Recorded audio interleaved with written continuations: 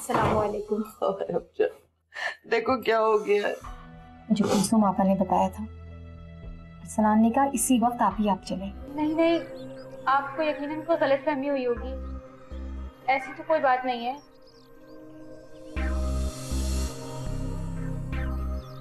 क्यों सोचो मैं गुम हो गई? अब वो बस। हाँ गोशी बोलो। और शफीक साहब जब बिल्कुल ठीक हो जाएंगे तो वलीमा कर देंगे। आजकल किस्मत मुझ पर दोनों जानिब से निसार है। पहले ये खुदा की सिम्मी का हाथ मांगने और अब शादी। मैं तो खुद चाहती जल्द अज जल्द सिम्मी का मनहूस कांटा इसके भाई के सर में। तुमने तो मेरे सर का सारा बोझ ही उतार दिया अफशा। नजमा, मैं आई इसलिए हूँ, बल्कि अरसलान भी मेरे साथ है। अच्छा वो भी आया है? हाँ भाई, मैं अरसलान को साथ लेकर आई हूँ ताकि सिमी और अरसलान एक दूसरे से मिल लें, ताकि बाद में फिर मुझे कोई कुछ न कहे। हाँ तो अच्छा किया ना, मुझे तो कोई एतराज नहीं है, लेकिन शफीक साहब पसंद नहीं करते इस तरह लड़का लड़की का मिलना। समझ रही हो ना? मैं समझती हूँ नजमा, बिल्कुल समझती हूँ, आप फिक्र ना करें। ये दोनों हैं कहाँ? लेकिन ये यही है, मैं बुलाती हूँ उनको। लेकिन बहरहाल तुम्हारा बहुत शुक्रिया। सिमी, ये क्या हुआ? सिमी, तुम ठीक तो हो? सिमी, आंखें खोलो। सिमी, सिमी, इसे क्या हुआ है? पता नहीं, आप चेक करें। सिमी, आप यहाँ पर क्या बैठे हैं? जाए जाके पानी लेकर आए इसके लिए। मैं लगा दूँ। बाजल,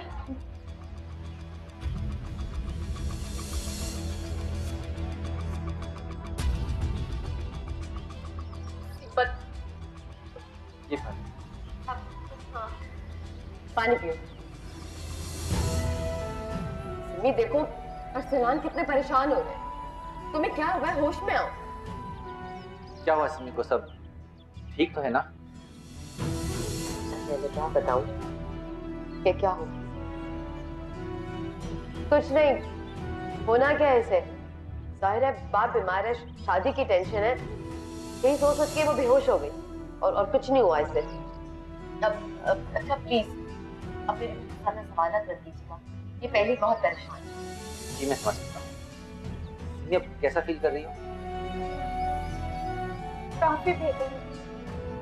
चलो डॉक्टर को दिखा लेते हैं। अब नहीं, डॉक्टर के पास ले जाने की क्या जरूरत है? मैंने आपसे कहा ना कि बस सोच सोच के बेहोश हो गई थी और ऐसी कोई बात नहीं, अब ठीक है ये। Are you sure? हाँ, आई एम श्योर। हद होती है, कोई मुझे बता क्यों नहीं रहा कि अम्मू की तबीयत कैसी है? सिमी अम्मू कैसे हैं? अच्छा सिमी, तुम यहीं बैठ के आराम करो, मैं अंकल के पास लेके चलता हूँ। आइए। हाँ, चले चलो पानी पी लेना। मैं देखो से लेकर आती हूँ, अपना ख्याल रखो। चलो अरसलान। चलो।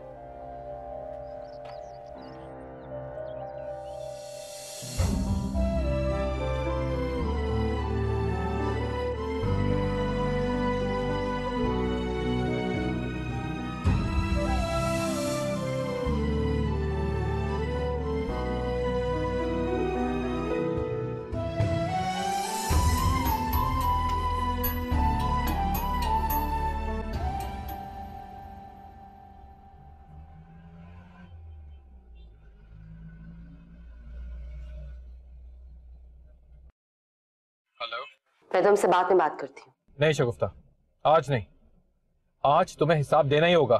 मैं? अब क्यों? कैसा हिसाब फैसल? वही हिसाब जो आज तक तुमसे नहीं लिया गया है, जिसकी वजह से तुम्हारी ज़बान इतनी दराज हो गई कि तुम्हें किसी का लिहाज ही नहीं रहा। तुम्हारे मुंह से निकले हुए अल्फाज ने हमेशा मेरी इज्जत नफ्स को मजरूह किया। मैं तुम्हें माफ नहीं कर सकता। फैसल तुम्हारा दिमाग तो ठीक है? तुम होश में तो हो कि तुम क्या कह रहे हो? मैं पूरी तरह से अपने होश में और मेरा दिमाग भी ठीक है, जानता हूं कि मैं क्या बोल रहा हूं। तुम्हारी तरह नफ्सियाती नहीं। फैसल,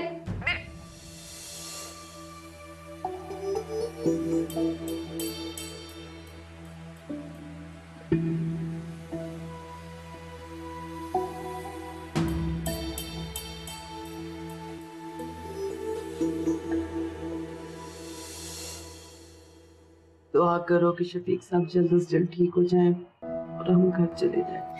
सब ठीक हो जाएगा नजमा, परेशान ना हो। अरसलान, तुम क्यों परेशान हो रहे हो? मैं तो बस शफीक साहब के बारे में सोच रहा था। अभी तो उनसे मुलाकात हुई थी, बिल्कुल ठीक ठाक थी, फिर अचानक ये सब कैसे हो गया? बस क्या बताएं, कुछ अपनी कोताहियां हैं जिसकी सजा भुगत रहे। मुझे नहीं पता ये सब क्या हो गया, लेकिन अब आपने जो कुछ भी करना है सोच समझ के करना है, क्योंकि शफीक साहब की हालत अब ऐसी रही नहीं कि वो कोई भी स्ट्रेस बर्दाश्त कर सके। अरसलान, तुम ये कैसी बातें कर रहे हो? ये इनका पर्सनल मामला है। अरे नहीं अफशाम, अरसलान बिल्कुल ठीक कह रहा है, बल्कि मुझे बड़ी खुशी है कि मैं अपनी बेटी का हाथ एक मजबूत मर्द के हाथ में दे रही हूँ। वो मर्द जो लाहुबाली नहीं है, कच्चे कानों का नहीं है, अपने फैसलों में अटल रहता है। मेरी बेटी बड़ी खुश नसीब है कि उसे तुम जैसा शौहर मिल रहा है। सिमी कहाँ है? सिमी वो बाहर है। वो बाहर मेरे साथ ही बेटी बातें कर रही थी कि अचानक चकरा के गिर गई।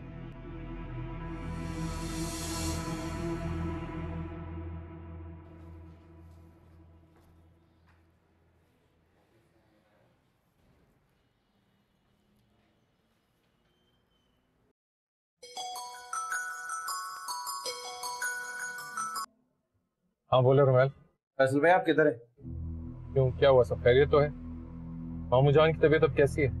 मामू ठीक है, लेकिन यहाँ पे एक इशू हो गया है। कैसा इशू? आप आए तो मैं आपको बताता हूँ ना। रुमैल, मुझे आने में कुछ वक्त लगेगा। फिलहाल मैं अपनी जिंदगी के कुछ उलझे हुए धागों को सुलझाने के लिए जा रहा हूँ। दुआ करना कि सही से राह हाथ लग जाए। फोन रखता हूँ। अल्लाह हाफ़िज़।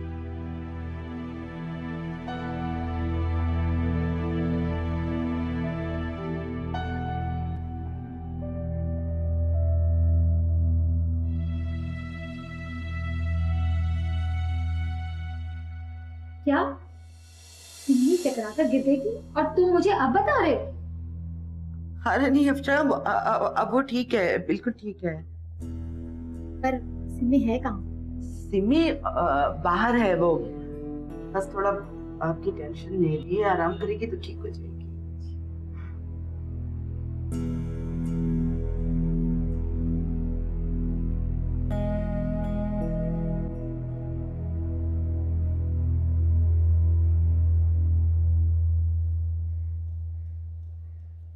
ये कैसा गुस्सा है आपका, जो सही गलत में फर्क ही नहीं समझ पा रहा है। कितना प्यार करते थे आप मुझसे, काश कि आप समझ पाते कि हम एक दूसरे के बिना कितने अकेले हो गए। आप एक बार मेरी बात सुन तो लेते। आपकी अम्मी को मैंने हमेशा अपनी माँ समझा। मैं उनके साथ बदसलूकी कैसे कर सकती हूँ ऐसे? मैं भी कितनी पागल हूँ, इतना भी नहीं समझती। मर्द का रूप शादी से पहले और होता है और शादी के बाद कुछ और। तब तो आसमान के तारे तोड़ लाना भी इनके लिए मुश्किल नहीं होता। और अब तो इनके लिए बात सुनना भी बहुत मुहाल होता है।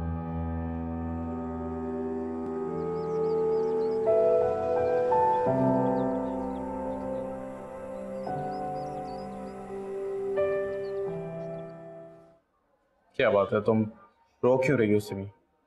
मैं रो नहीं तो और क्या करूं? उस कोशी ने मेरी पूरी इज्जत को तार तार कर दिया। उसे मुझ पर लम्हा भर भी रहम नहीं आया। पूरी जिंदगी उसने मेरी बर्बाद कर दी। मैं कैसे जिंदा रहूंगी? तो सिमी, मैं जानता हूँ कि मेरे लफ्ज और ये दर्द को कम नहीं कर सकते, लेकिन एक मशवरा देना चाहता हूँ।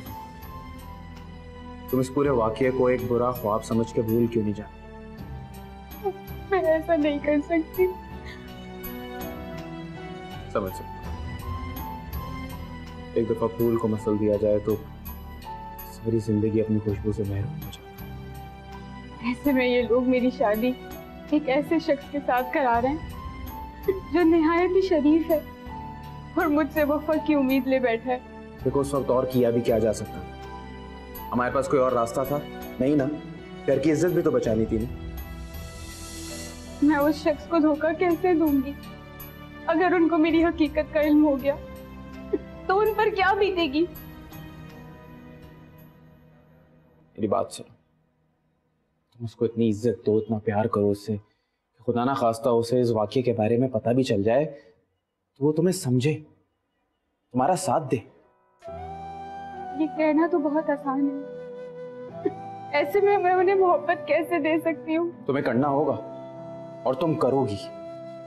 अपनी अपने घर वालों की इज्जत बचाने के लिए तुम करोगी।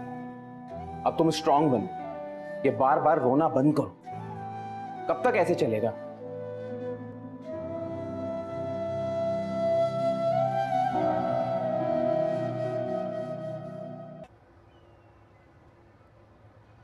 अस्सलाम वालेकुम फैसल भाई। वालेकुम अस्सलाम। फैसल भाई, अब्बू की तबीयत कैसी है? पता नहीं, क्यों, आप हॉस्पिटल नहीं गए? नहीं जा सका।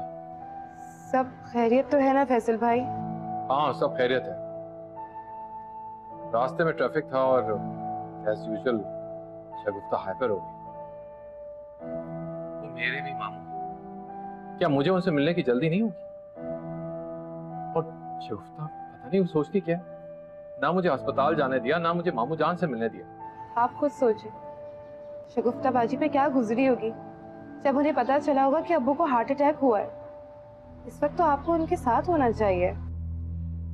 देखो रमशा, तुम एक बहुत सुलझी हुई लड़की हो, लेकिन तुम जानती हो कि जब बात इंसान की इज्जत नफ्स की हो तो फिर छुपने के लिए उसको अना का खो नहीं मिलता है। देखो रमशा, मैं वहां जाकर मजीद दलील नहीं हो सकता। नहीं फैसल भाई, मैंने ऐसा कब कहा? तो खुद यहाँ पे परेशान हो रही है, ऐसा नहीं मेरी कॉल रिसीव नहीं करना है। मेरे वहां जाने से क्या हो जाएगा? आपके दिल को तसल्ली मिल जाएगी। इस वक्त जो खलबली मची हुई है उसको सुकून मिल जाएगा। मैं जानता हूँ, लेकिन मैं ऐसा नहीं कर सकता। फैसल भाई, मैं समझ सकती हूँ, पर ये वक्त इन बातों को सोचने का नहीं है। वैसे तुम भी तो जा सकती थी, तुम्हें किसने रोका था? तुम क्यों नहीं गई?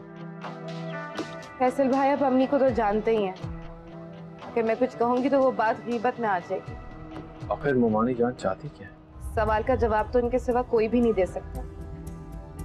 नहीं तुम परेशान मत हो, सब ठीक हो जाएगा इंशाल्लाह। बस तुम दुआ करो कि अल्लाह जल्द मामू जान को सेहत याब करे। आमीन।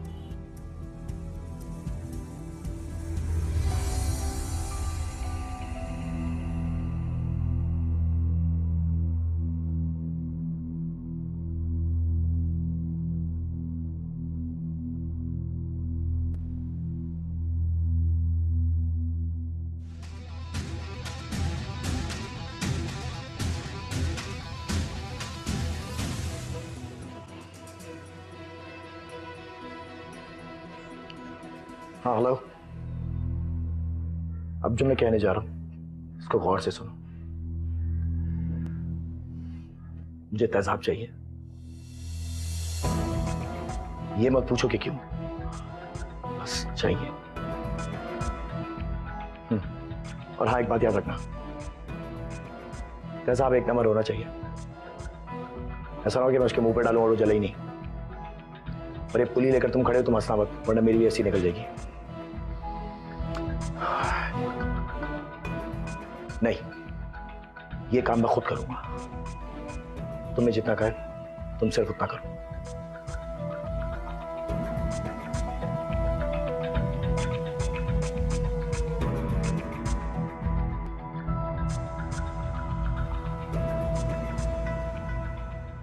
अरे भाई रेहाना बेगम, जल्दी कर लो भाई। अस्पताल में अगर मिलने का टाइम खत्म हो गया, वो मिलने नहीं देंगे फिर। आ रही हूँ भाई, आ रही हूँ। मैं खाने के लिए कुछ बना रही थी नजमा बेगम के, सुबह से अस्पताल में है, पता नहीं उन बेचारियों ने कुछ खाया होगा या नहीं। क्या हो गया तुम्हें रेहाना? वह खाने पीने का होश किसे होगा? वो तो बेचारी शफीक भाई के सरहाने बैठकर सिर्फ दुआएं मांग रही होंगी अभी तो। हाँ वैसे ये तो है, पता नहीं किसकी नजर लग गई। शफीक भाई बहुत अच्छे इंसान थे। मेरी तो अल्लाह से दुआ है कि अल्लाह उन्हें सेहत दे दे। आमीन आमीन।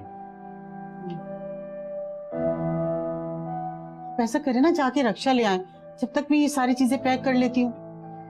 अरे हम रक्षे में नहीं जाएंगे रेहाना बेगम, चिंची में जाएंगे, अस्पताल के गेट पे उतारेगी वो। हाँ वैसे ये भी ठीक है, कुछ पैसे बच जाएंगे तो थोड़ा सा फ्रूट भी ले लेंगे। चले ठीक है ठीक है, चल चलें ठीक है।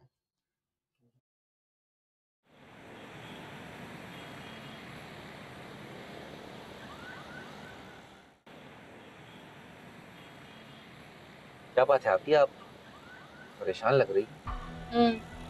मैं परेशान हूँ भी और नहीं भी। क्या मतलब?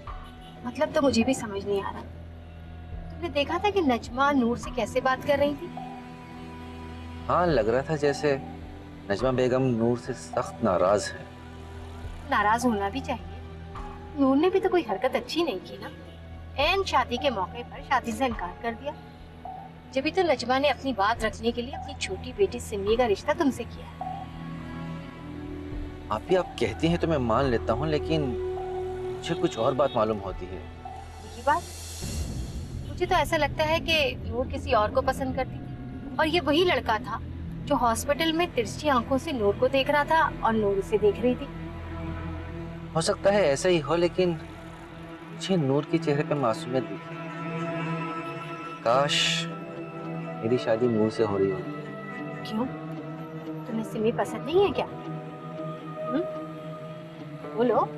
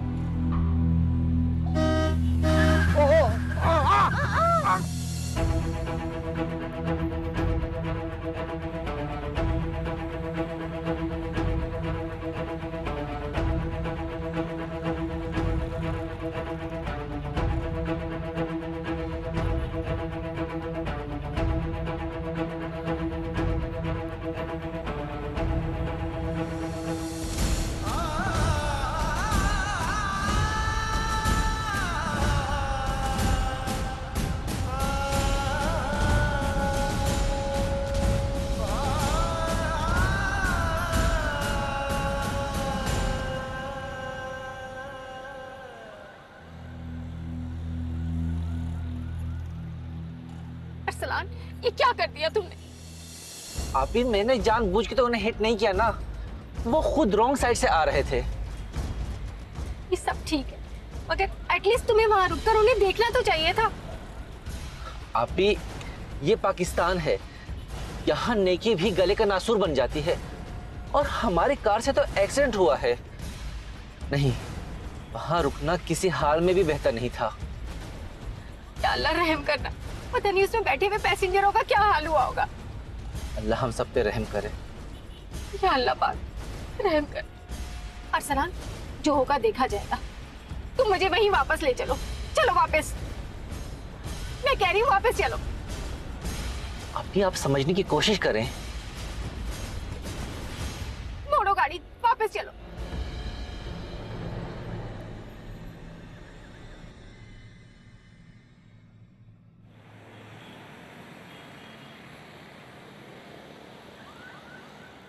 देखो देखो देखो, वहां लोग जमा है।